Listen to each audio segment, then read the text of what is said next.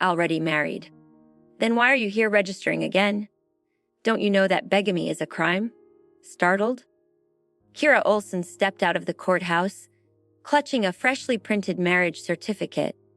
The man who had accompanied her to register let out a sigh as he looked at the stunning woman.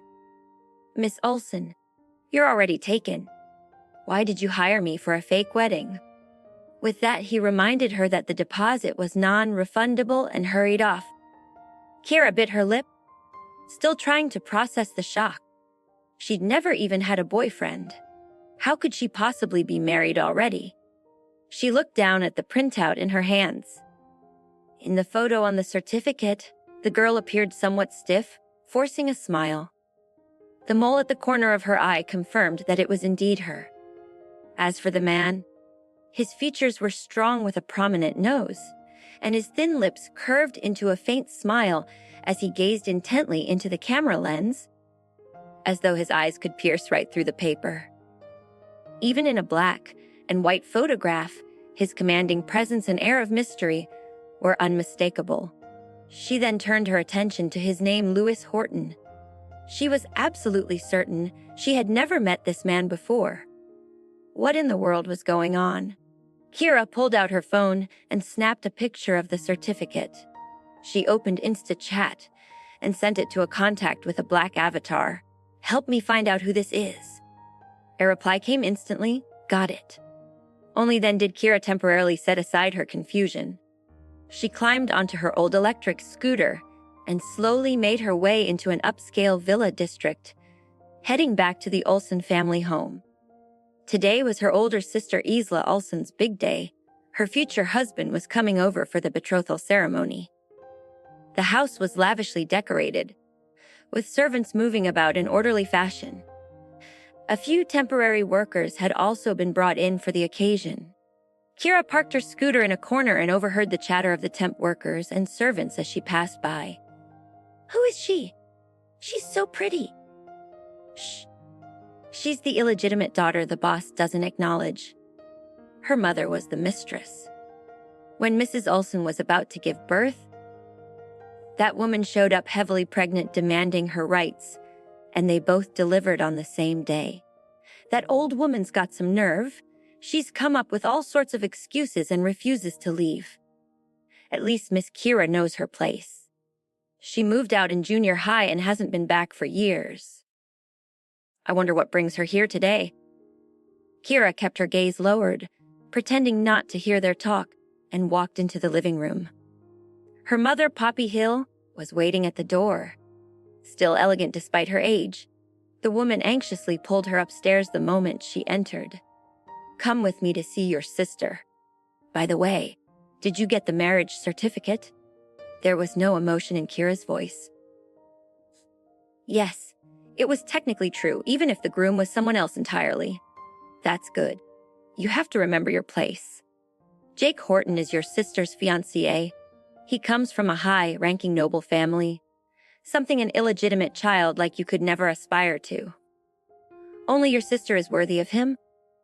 Upon hearing those words, a flicker of mockery passed through Kira's eyes.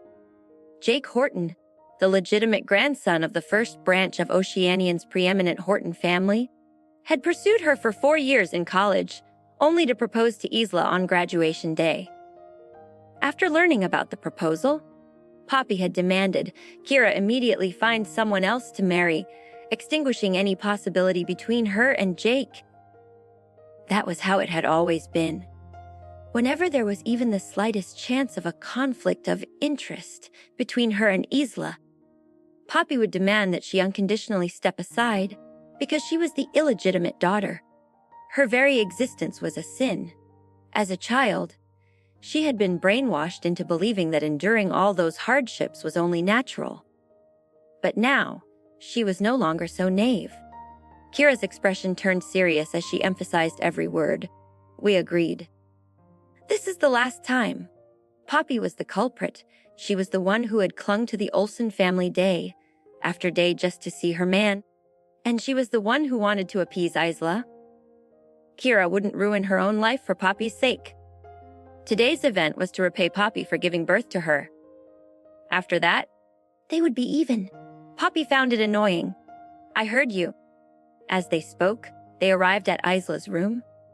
Isla looked like a princess in her stunning dress, sitting on the sofa selecting her jewelry, the room filled with a glamorous sparkle of gemstones. Kira, dressed simply, maintained her straight posture despite the contrast. Seeing her, Isla greeted her. Kira, what brings you here? Before Kira could answer, Poppy interjected. Isla, Kira got married today. Isla was taken aback. So soon? Who's the guy? Is he better than Jake? Poppy said in a mocking tone. Of course not. There isn't a single person in all of Oceanian of higher standing than young Mr. Horton. Isla, do you really think she could find a decent suitor? The loser she married didn't even dare to come here with her. He's afraid his poverty, stricken appearance might offend your sight. Isla asked with a hint of jealousy. How can that be? Kira's so pretty. Otherwise, Jake wouldn't have pursued her for 4 years. What's the use of being pretty? A shabby shoe will only match a ragged sock. Given her status, only the scum of society would marry her. Young Mr. Horton merely saw her as a toy and a passing amusement. Only you, Isla, with your standing, are a match for young Mr. Horton. Kira frowned. The man in the photo, with his looks and presence, hardly seemed to fit Poppy's description of a ghetto husband and scum at all. But she couldn't be bothered to refute such frivolous remarks. Right at that moment, Isla finished picking out her jewelry. She wanted to put on her heels, but found it difficult to bend over due to her tight, fitting dress. Isla gave Kira a slight smile. Immediately, Poppy shoved Kira. Useless girl, always so oblivious. Your sister is having trouble. Now go on and help her put on her shoes. Kira was speechless. It was always like this. Did Poppy still think she was that naive, ignorant little girl who wouldn't know how to fight back even when bullied? Her eyes turned cold and her voice carried a hint of impatience. You can help her yourself? Kira Olson, what's this attitude? Do you think you've grown wings just because you're married now? Your husband is nothing more than a freeloader. In the end, you'll still need to rely on the Olson family. Poppy raised her voice. If you don't make peace with your sister now, there will come a day when you and your husband will come begging for her help. Besides, the Olson family raised you, so you should be serving the family like a servant. At that moment, a tall figure appeared at the door. It was their father, Taylor Olson. The man frowned. A distinguished guest is about to arrive, and you're arguing here. Isla remained silent, playing innocent. Poppy, however, played the victim. It's all because of this cursed girl. She's looking down on her mother just because she got married today.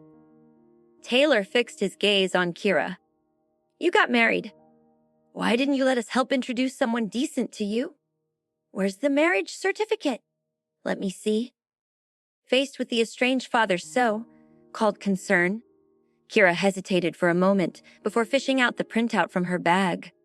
However, the very next second, it was snatched away by Poppy. Let me see what kind of loser you married. Isla asked curiously, Dad, who's coming that's got you so nervous? Upon thinking of the guest, Taylor instantly brightened up. He excitedly announced, It's Lewis Horton. Kira was immediately taken aback. Ooh, to listen to the full audio series, install the Pocket FM app now.